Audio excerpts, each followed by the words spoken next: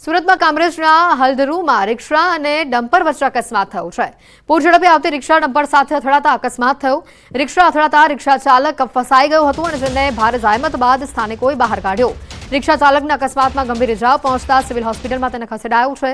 આ સમગ્ર ઘટનાના સીસીટીવી પણ સામે આવ્યા છે. પોલીસે ફૂટેજના આધારે તપાસ હાથ ધરી છે. રિક્ષા ચાલક રિક્ષામાં જ ફસાઈ ગયો અને જેના દ્રશ્યો પણ સામે આવ્યા છે. ગંભીર અકસ્માતમાં રિક્ષાનો કચરઘાણ થઈ ગયો તેવા દ્રશ્યો છે. રિક્ષા અને ડમ્પર વચ્ચે અકસ્માત સર્જાયો હતો. રિક્ષા ચાલકના અકસ્માતમાં ગંભીર ઇજાઓ પહોંચી હોવાની માહિતી હાલ સામે આવી રહી છે. યુવાધનને જાણે સોશિયલ મીડિયા પર ફેમસ થવાનું ઘેરું લાગ્યું હોય તેમ જોખમી વિડીયો બનાવતા તેઓ રહે છે. પોલીસ દ્વારા આ મામલે કાર્યવાહી પણ કરાય છે, પરંતુ છતાં પણ હજુ કેટલાક લોકો સુધરવાનું નામ નથી લેતા. જોખમી રીતે રીલ્સ બનાવીને પોતાના જીવને જોખમમાં મૂકે છે. તાજેતરમાં જ વધુ એક જોખમી વિડીયો સામે આવ્યો છે, જેમાં એક કપલ સ્પોર્ટ્સ બાઇક ઉપર જોખમી રીતે સ્ટન્ટ કરી રહ્યા છે.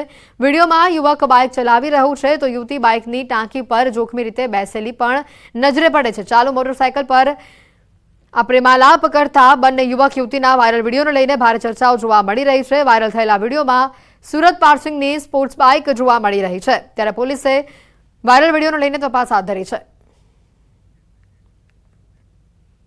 સુરતમાં ગેસ સિલિન્ડરમાં બ્લાસ્ટ થતા 7 લોકો દાઝ્યા છે. અશ્વિની કુમાર ફૂલપાડા વિસ્તારના કૃષ્ણા કોમ્પ્લેક્સનો આ બનાવ છે. ગેસ લીકેજ બાદ સિલિન્ડરમાં વિસ્ફોટ થયો હતો.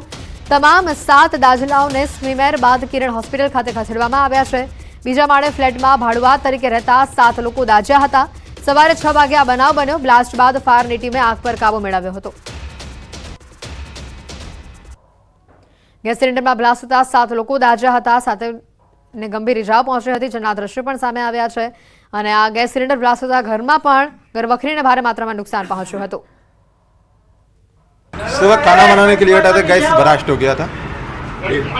फिर उसके बाद जैसे फोन गया, मैं आया दरवट मार के. उस समय तक जिम खुल गया था. जिम बोला है वो गैस में आने वाला रहता है ना, उसी से थोड़ा मारा आग भी गेट के पास, तो किसी तरह जान बचाया. સુરતના અશ્વિની કુમાર રોડ પર આવેલા કૃષ્ણા કોમ્પ્લેક્સના બીજા માળે આવેલી લોજમાં આજે વહેલી સવારે ગેસ લીકેજ થતાની સાથે આગ લાગી હતી અને આગ લાગવાને લઈને અહીંયા લોજમાં કામ કરતા 7 વ્યક્તિઓ શરીરે દાઝી ગયા હતા. ઘટનાની જાણ સ્થાનિક લોકોએ ફાયર વિભાગને કરતા ફાયર વિભાગનો કાફલો ઘટનાસ્થળે દોડી આવ્યો હતો અને તાત્કાલિક તમામને સારવાર અર્થે હોસ્પિટલ ખાતે ખસેડવામાં આવ્યા છે, જેમાંથી 2ની હાલત ગંભીર હોવાની જાણકારી મળી રહી છે. કહી શકાય છે કે મકાન માલિકે મકાન લઈને ભાડે આપેલું હતું ને અહીંયા શ્રમજીવી એટલે કે ઇન્ડસ્ટ્રી ટેક્સટાઇલ ઇન્ડસ્ટ્રીમાં કામ કરતા શ્રમિકો રહેતા હતા અને અહીંયા જ અલગ અલગ શ્રમિકો માટે જમવાની વ્યવસ્થા કરવામાં આવતી હતી. એવી આ ગેરકાયદેસર લોજ ચાલતી હતી અને તેમાં આગ લાગતાની સાથે જ કહી શકાય કે અંદર રહેલા 7 લોકો શરીરે દાઝી ગયા હતા. ફાયર વિભાગે અહીંયાથી 2 થી 3 ગેસના બાટલા પણ કબજે કર્યા છે. આ ઘટના બને છે ત્યારે પછી ફાયર વિભાગ ઊંઘતું ઝડપાય છે અને ફાયર સેફ્ટીની વાતો કરવામાં આવતી હોય છે, પણ મકાનનું ભાડું ખાવા માટે મકાન માલિકે જે પ્રકારે અહીંયા કારીગરોને રાખ્યા હતા અને આગની ઘટના બનતા 7 લોકો દાઝી ગયા છે. 2ની હાલત ગંભીર હોવાનું જાણવા મળ્યું છે. જોકે આ મામલે પોલીસે ગુનો દાખલ કરી તપાસ શરૂ કરી છે. એફએસએલની ટીમની મદદ પણ લેવામાં આવી રહી છે. કેમેરામેન ભરત બ્રહ્મભટ્ટ સાથે કીર્તેશ પટેલ, ન્યૂઝ 18 ગુજરાતી, સુરત. વર્દીમાં એક નકલી પોલીસ કર્મીને વર્દી વિનાના અસલી પોલીસ કર્મીએ ઝડપ્યો છે. આ દ્રશ્યો જોઈને તમને લાગશે કે આમાં પોલીસ કર્મી ખરેખર કોણ છે, પરંતુ વાત જાણે એમ છે કે સ્ક્રીનમાં વર્દી સાથે દેખાઈ રહેલો આ શખ્સ પોલીસ કર્મી નથી, પરંતુ આરોપી છે. હકીકતમાં અસલી પોલીસે પહેરવાની આ વર્દી નકલી પોલીસ કર્મીએ પહેરી છે. ત્યારે સવાલ ઉભો થાય છે કે અસલી પોલીસ કર્મીઓ વર્દી ક્યારે ધારણ કરશે? પોલીસની ખાકી વર્દી પહેરી આરોપી આંટા ફેરા મારતો નજરે પડે છે. ત્યારે અમરેલી બસ સ્ટેન્ડ વિસ્તારમાંથી અમરેલી એલસીબીએ નકલી પોલીસે દબોચી લઈને કાર્યવાહી હાથ ધરી છે. નકલી પોલીસકર્મી પોલીસની વર્દી ધારણ કરી લોકોને લૂંટતો હતો. આરોપી રાહુલ વસાવા પાસેથી ગુજરાત પોલીસની વર્દી, કેપ, બૂટ સહિત 4,000 રૂપિયાનો મુદ્દામાલ કબજે કરવામાં આવ્યો છે. આ યુનિફોર્મ પહેરેલ વ્યક્તિની પૂછપરછ કરતા પોતે ઉમેશ રાહુલ વસાવા તાપી જિલ્લાના વ્યારા ખાતે રહેતો હોય, પોલીસ તરીકેની કોઈ પણ પ્રકારનું આઈડેન્ટિફિકેશન ધરાવતો ન હોય, તેમ છતાં police uniform, police belt, police cap અને પોલીસના શૂઝ પહેરીને ફરતો હોય અમરેલી સિટી પોલીસ સ્ટેશનમાં બીએનએસ કલમ 205 મુજબ એના વિરુદ્ધ ગુનો દાખલ કરવામાં આવેલ છે. અરવલ્લીના માલપુરમાં અસામાજિક તત્વોનો આતંક સામે આવી રહ્યો છે. માર્કેટ યાર્ડમાં 2 શખ્સોએ વેપારી પર હુમલો કર્યો. વેપારીની દુકાનમાં ઘૂસી પાઇપ વડે માર માર્યો. માલપુર પોલીસે હુમલાખોરો સામે ફરિયાદની તજવીજ હાથ ધરી છે. વેપારીની આરોપીઓને ઝડપી લેવાની માંગ છે. આજે હુમલાના વિરોધમાં વેપારીઓ માર્કેટયાર્ડમાં એકત્રિત થશે. વેપારીની આરોપીઓને ઝડપી લેવાની માંગ સામે આવી રહી છે. માલપુરમાં સામાજિક તત્વોનો આતંક સીસીટીવીમાં કેદ થયો છે. સીસીટીવી ફૂટેજના આધારે પોલીસે સમગ્ર મામલે કાર્યવાહી હાથ ધરી છે.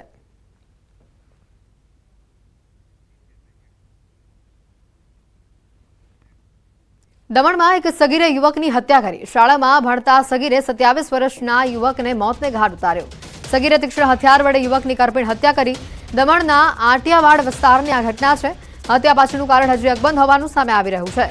દમણ પોલીસે સગીર આરોપીની ધરપકડ કરી છે. આ ઘટનાના પગલે દમણ પોલીસે વધુ તપાસ હાથ ધરી છે.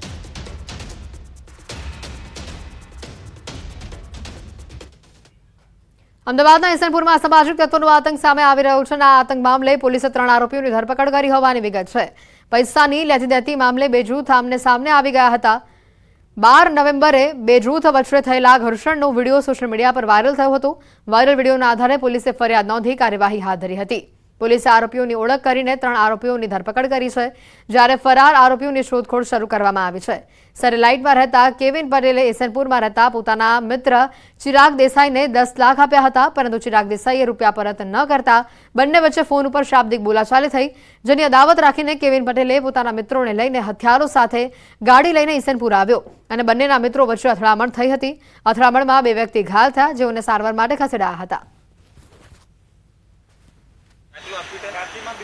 મામલામાં છે બે મિત્રો વચ્ચે ફોન ઉપર અગાઉ બોલાચાલી થયેલ અને બંને આપણા મિત્રોને બોલાવીને ઇસનપુરમાં નારોલ જંકશન ઉપર બોલાવીને જાહેરમાં એ લોકોએ મારામારી કરી હતી. આમાંથી 3 આરોપીઓને પકડી લીધા છે અને આ લોકોને આ સ્થળ ઉપર પણ રિકન્સ્ટ્રક્શન કરવામાં આવશે જ્યારે આ તમામની ધરપકડ થઈ જશે. વડોદરામાં સફાઈ વેરો ન ભરતા લારી ગલ્લા ધારકો સામે પાલિકાએ કાર્યવાહી કરી છે. ડભોઈના કાજીવાડા વિસ્તારમાં 25 ઉપરાંત લારીઓ પાલિકાએ જપ્ત કરી છે. સાથે જ ટ્રાફિકને અડચણરૂપ દુકાનદારો દ્વારા મુકાતા સામાન પણ જપ્ત કરવામાં આવશે. પોલીસે સાથે રાખીને પાલિકાની ટીમે કાર્યવાહી શરૂ કરી. જો સફાઈ વેરો નહીં ભરો અને ગંદકી કરશો તો કડક કાર્યવાહી કરાશે. તો આ તરફ ટૂંક સમયમાં ગેરકાયદે દબાણો દૂર કરવાની ઝુંબેશ પણ શરૂ કરવામાં આવશે. જે સફાઈ ચાર્જ લેવામાં આવે છે તેમાં કાજીવાડા વિસ્તાર અને કડિયાવાડ જે એરિયા છે એમાં સફાઈ ચાર્જ એટલે કે રૂપિયા લારી ગલ્લાવાળા નતા આપતા. જેના અનુસંધાને આજે ખાસા મહિના પહેલા રૂપિયા બાકી હોય નગરપાલિકાએ લારીઓને જપ્તીનો હુકમ કરવામાં આવી છે. સાથે સાથે એ લોકોને સૂચના પણ આવી છે કે લારી ગલ્લા જે છોડાવવા આવો તો દંડ સહિત જે બાકી રકમ પડે તમારી સફાઈ ચાર્જ પેટે એ ભરી જવી ને આ કામગીરી અવિરત